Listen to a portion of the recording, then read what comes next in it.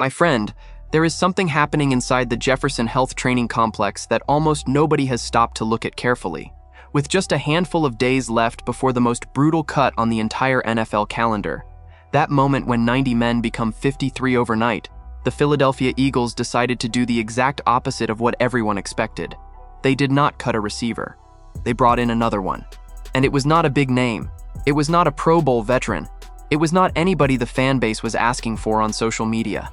It was a player another team in the league had dumped just 48 hours earlier.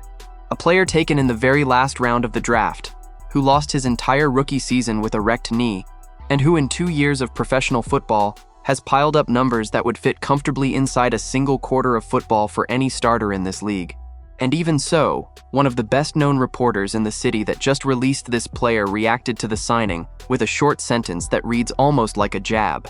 Here is the deal. This is not some random end of preseason signing. There is a hidden connection buried inside this story. The truth is that this move has 3 layers almost nobody is talking about, and the third one touches directly on the most valuable jewel Howie Roseman put on this roster back in the spring. If you are a diehard Eagles fan, smash that like button right now and subscribe to the channel, because it is exactly these quiet moves that reveal what a front office is really thinking, and what it is seeing in its own receiver room that the fan base has not seen yet.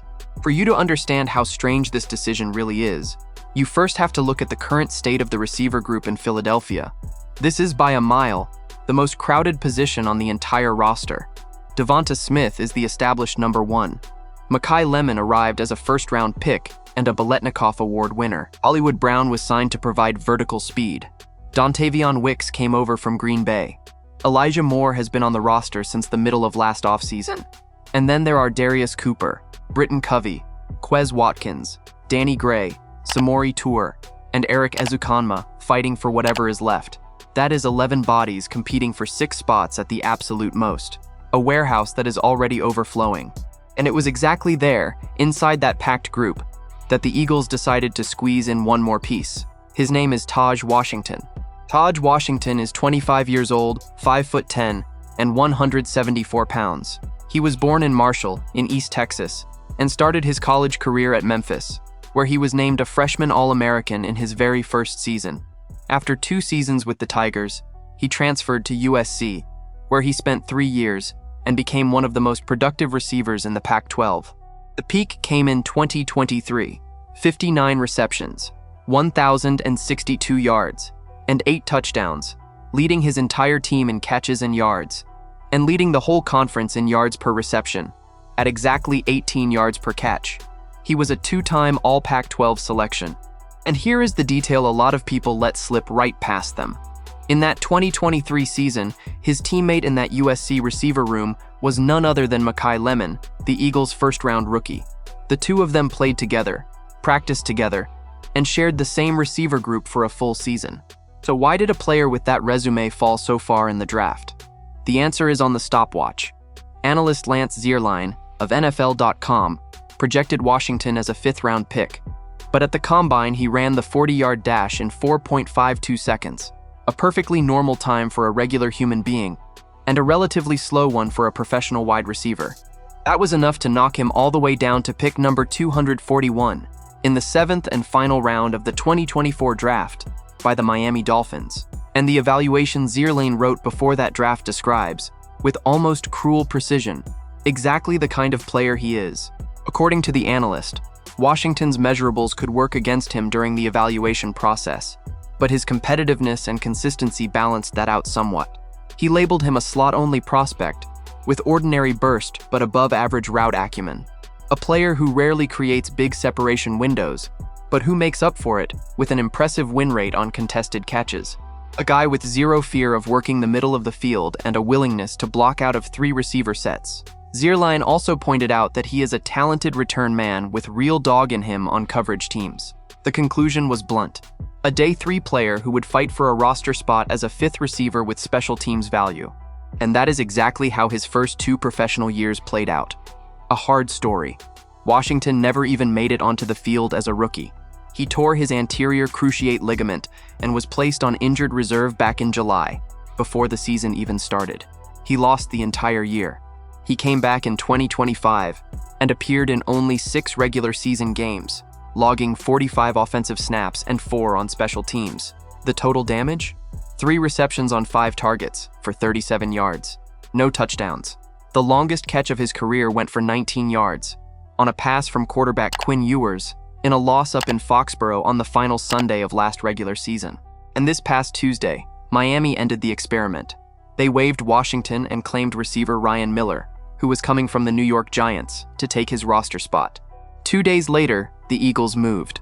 The announcement came from the team's official account, and it was confirmed by Jeff McLean of the Philadelphia Inquirer and by Zach Berman of The Athletic.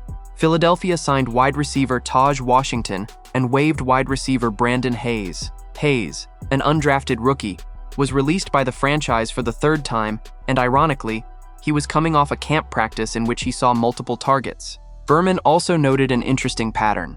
This is exactly the same calendar window in which the Eagles signed linebacker Chance Campbell last season. But the most revealing layer of this story came from Anthony DeBona of Philly Special.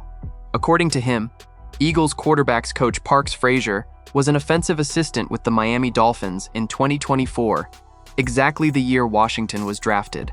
In other words, inside the Eagles building there is somebody who was around this player, who saw how he practices, how he learns, and how he carries himself away from the spotlight. Now add that to the fact that the most important rookie on Philadelphia's offense shared a locker room with him in college. You start to understand that this signing has more information behind it than it appears to have at first glance. The most immediate practical reason, though, is far less romantic. The Eagles close out the preseason at home, at Lincoln Financial Field, against the Cincinnati Bengals.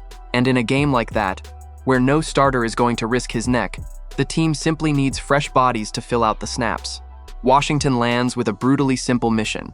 Take the handful of plays he is going to get and prove he deserves to keep existing in this franchise's plans. The reaction down in Miami was immediate and split. Omar Kelly of the Miami Herald posted a short line that says everything about how part of the media views Howie Roseman, the best general manager in football, signed Taj Washington. Before that, Kelly had already written that Washington can play, that sometimes it comes down to timing, and that he got hurt right when he had his chance to impress. Mike Masala of Dolphins Wire went the opposite direction. He wrote that Washington will have a lot of work to do if he wants to make the roster in Philadelphia, especially considering the team he is walking into. Now, being fair and transparent with you, there are 4 points that have to be said here, with no makeup on them. First, none of the reports disclosed contract terms, money, or guarantees. There is no indication whatsoever that this is a signing with any real commitment to a spot on the active roster. Second, his professional production is essentially non-existent. 3 catches over 2 seasons is not a sample.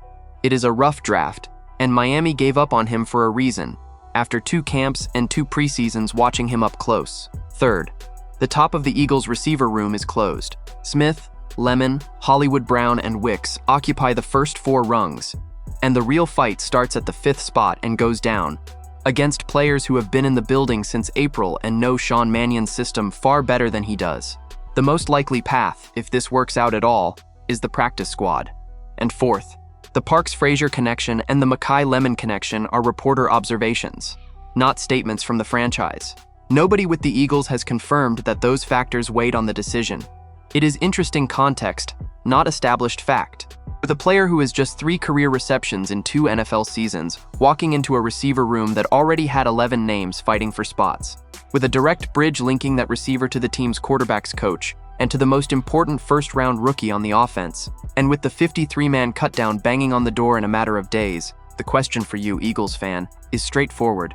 Do you think Howie Roseman just found another hidden bargain that nobody else was seeing? Do you think this is just a disposable body brought in to fill out the snaps in the final preseason game? Or do you believe this USC and Miami story hides a practice squad plan that is going to make noise later on? Leave your opinion in the comments. Do not forget to hit that like button and subscribe to the channel. I will be back later to update you with the latest Eagles news.